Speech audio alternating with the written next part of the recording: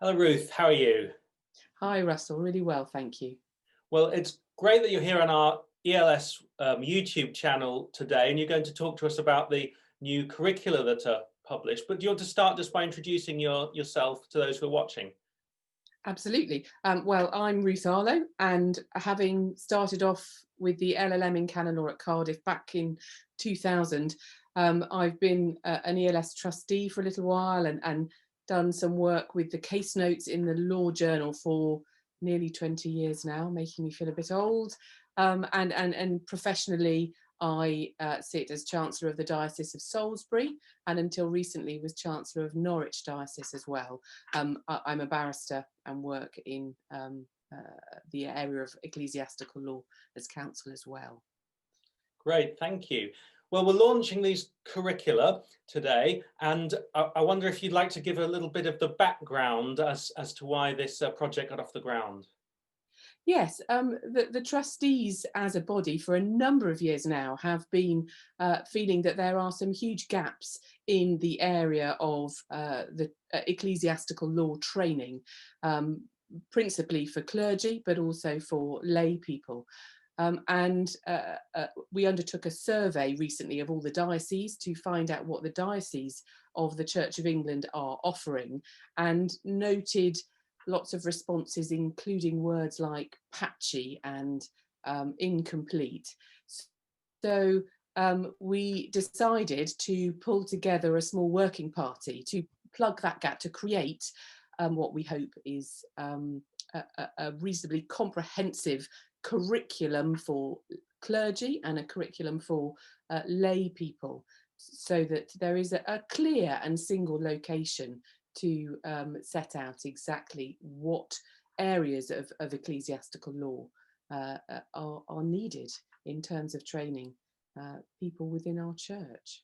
Absolutely, I think that's such important work. So the curricula, I think, are going to be really useful in dioceses, in theological education institutes, right across the church. Do you want to say a little bit more about what they're composed of?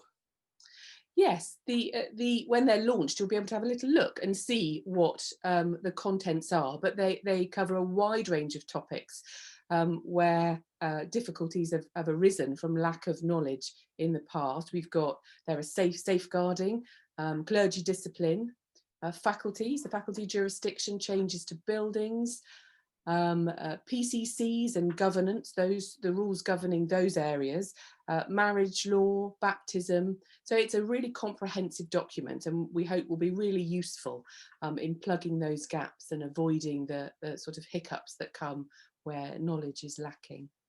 I've been having a look through, and they look really interesting. And I think what's particularly helpful is the way you've divided up, for example, the clergy curricula into different phases. So what people need to know around the time of ordination, clergy when they become incumbents, and for archdeacons as well. So at each stage, it's a little bit more manageable, what you really need to know at that point, rather than feeling completely overwhelming, having to know everything on day one.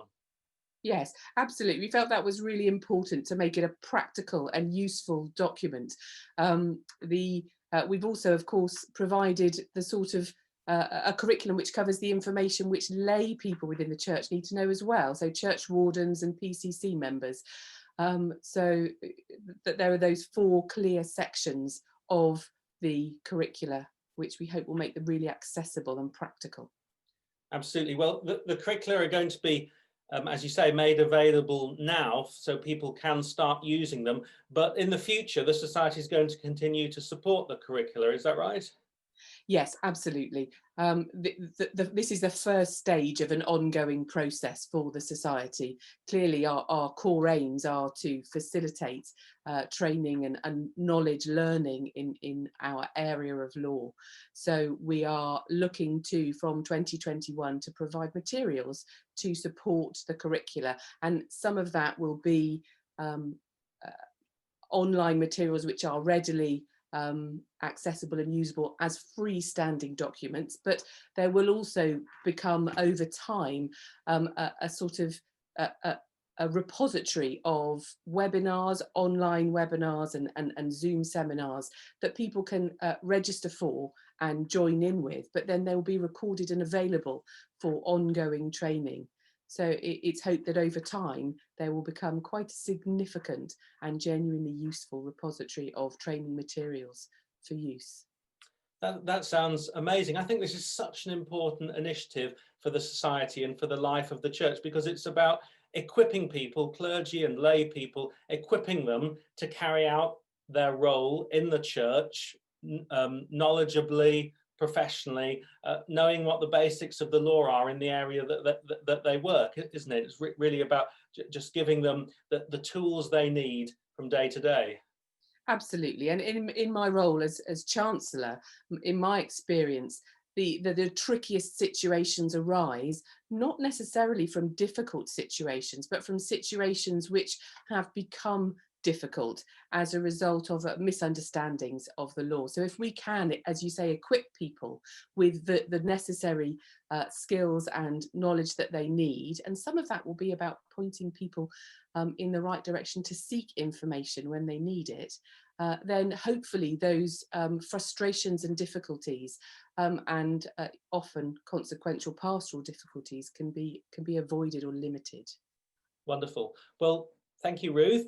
And reminder to those watching to subscribe to this YouTube channel. Then when the various resources, webinars and so on are published here, they will be notified, and also to keep an eye on our website where other things will be published as well. Absolutely. Thank you, Russell. Thanks a lot, Ruth. Goodbye. Bye-bye.